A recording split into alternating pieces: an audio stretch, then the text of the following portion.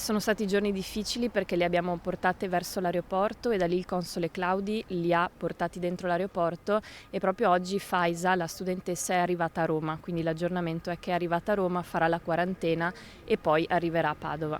La consigliera regionale Elena Ostanel sta lavorando da giorni insieme alle assessore padovane Marta Nalina e Francesca Benciolini per far arrivare in città alcuni cittadini afghani in fuga da Kabul. Sono stati segnalati 10 nuclei familiari e siamo riusciti appunto a portarne in salvo quasi 2, nel senso che mancano ancora 2 familiari di Faiza, che erano quelli che ieri dovevano essere in aeroporto e per fortuna non c'erano, quindi stiamo continuando a seguire famiglia per capire nei prossimi giorni cosa fare. Il duplice attentato all'aeroporto di Kabul sta rallentando le operazioni di messa in sicurezza dei civili che scappano dai talebani. Le famiglie seguite dalla consigliera Ostanel vogliono raggiungere Padova per ricongiungersi con i propri familiari che vivono qui da anni. Noi abbiamo segnalato al Ministero della Difesa, come da procedura, delle famiglie che avevano già dei familiari qui e che quindi vogliono ricongiungere, quindi sono dei casi appunto di ricongiungimento familiare a causa di questa crisi umanitaria. In queste ore invece stanno arrivando in città dopo aver concluso la quarantena preventiva i profughi afghani che verranno ospitati nell'ambito del programma di accoglienza gestito dalla prefettura.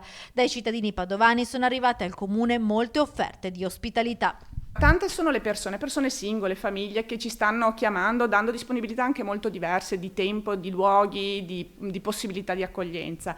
In questo momento noi stiamo raccogliendole e dovremo fare questa valutazione con la prefettura. Credo che sia un dato molto interessante che ci dice che abbiamo un territorio molto accogliente, molto disponibile.